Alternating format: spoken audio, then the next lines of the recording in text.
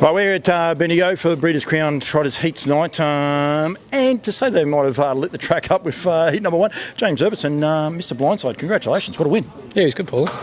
We were running the whole way and kept on running. I wasn't here for it, unfortunately. I wish I had been, but I was on my way. But just listening to Lockie call it, he described it beautifully. Was he keen, or was he just tracking along nice? Well, turning in the back, I sort of found the front without having to bustle him at all. He was pretty good, quite relaxed coming off the gate the first 100 and slowly swelled up a little bit. But turning in the back, I thought he was going to be okay, and I just asked him to back off a little bit, and he just said no. And we ducked up the track and had a bit of an argument for a 50 or 100, and from then on he sort of won the argument, and I just had to let him do what he wanted to do. And every time I tried to back him off, he'd just say no, and so we ran on.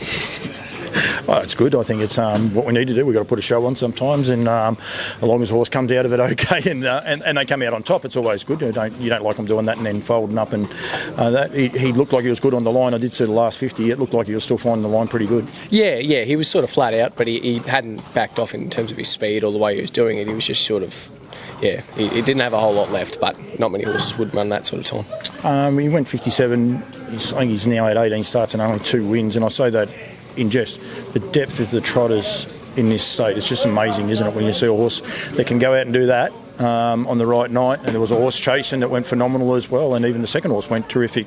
Yeah, the depth of the trotters over here in Victoria, or here in Victoria at the minute, is just outstanding. Yeah, absolutely. It's just a deep pool, and as you say, he's only won now 2 races from 18 starts, so not many horses going around trotters-wise can run that time at all, let alone as a 3-year-old. So it's pretty scary, really. Got a feeling, I'll have to ask someone else later on, but I have a feeling that Betty Hall got her fastest time as 2:4, but I reckon she's got a faster one than that, because I think she did a time trial here. So it's her fastest time, not her fastest winning time. And I reckon she broke 58 here one night. Chris Lang had her, which would be very interesting. Mate recently broke 300 wins. That was at Maryborough about 10 days ago, actually. It feels like a long time ago. Congratulations. Thank you very much. I did tease you a little while ago. I think I might have set your alight you were happy to get to 250, and I questioned why not 300. Still a little way to go towards the end of the season, so it's really ballooned since the middle of winter, hasn't it? Yeah, it has. Last, I don't know, you think it's probably been 2 months, and you look back, it's probably been close to 6 now. Just a phenomenal run. The horses are continually racing well and continually getting on nice horses too, like this bloke. And just things are just snowballing, and hopefully it doesn't flatten out anytime soon, because the run's been great. But as I say, it's mainly the horses. Like they're just racing so well, and you look on a card, I'll have 4 or 5 favourites on a card. You got to have the right horses, and this is an everyday sort of thing. So there's no lack of opportunity on the right ones, and hopefully we're making the most of it. Doesn't always go to plan. There was one night at Kilmore where you refused to talk to me after a period of time, and I don't think you still got over that one yet. And I think you're on just about every favourite, and things can go wrong. You had everything from locking wheels to galloping to flat tyres. I think you just, you thought you did set run over a black cat and the ladder and everything else that you can do that night. Yeah, well, you got the blame for that one. I think the comment was, I hate you. No, I don't. I love you, but I hate you right at the minute. But I love you, but I hate you. I think it went something like that, was it not? Yeah, I think so. It was probably a bit more of the first one too for the first half of the night. But yeah, that was one of those nights you just shake your head and you're like, just wrong thing after wrong thing. And I probably dealing with it a little bit better these days, but I hate getting beat, as most people know. But yeah, it was just, had to really cop it on the chin that night. I was avoiding you in the end. Everyone was telling me which way you were going, and I was walking the other way. Well, and look, the question I asked, I'll ask it now because you've got 5 minutes and you don't normally have 5 minutes, was how do you bounce back from when you have bad runs and things like that, and trying to block it out, and how do you? Like that night was getting to you, there's no worries there, but you got to front up the next day to work, and I think that was a Thursday night, so you had Friday, you started driving winners again on the Friday, Saturday, you sort of bounce back. But how do you mentally try and turn things around?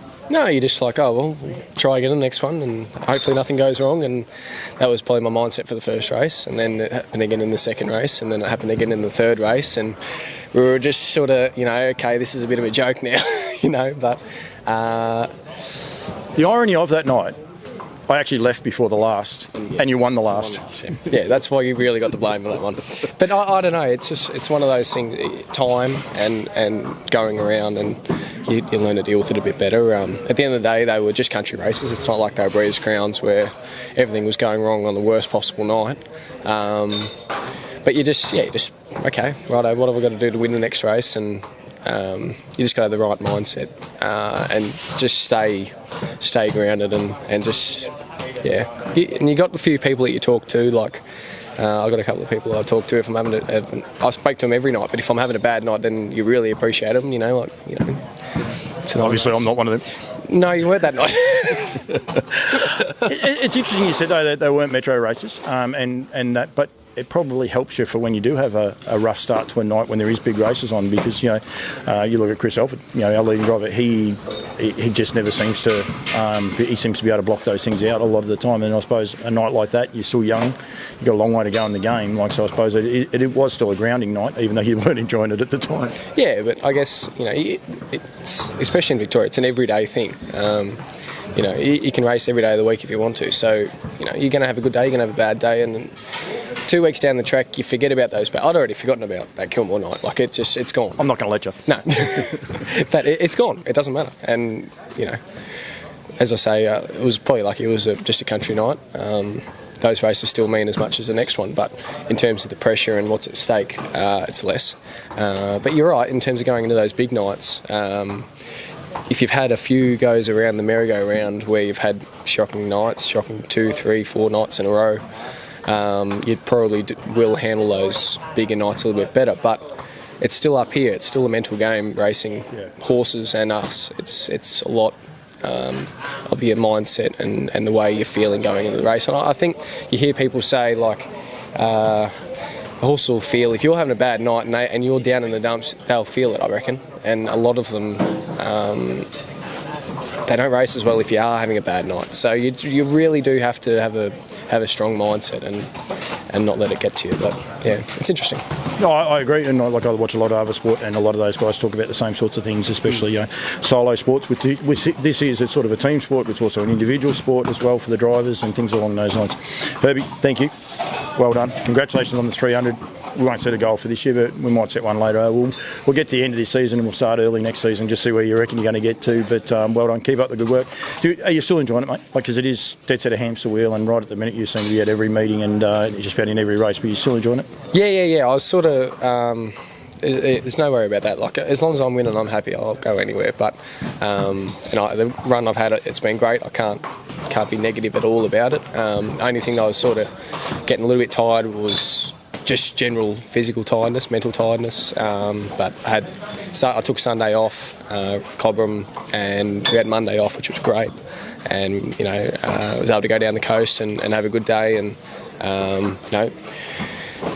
sort of freshen me up, and we're right to go again. So it was good that we were able to get a Monday off. They'd been doing them about a bit over 2 months ago, and was really enjoying it. And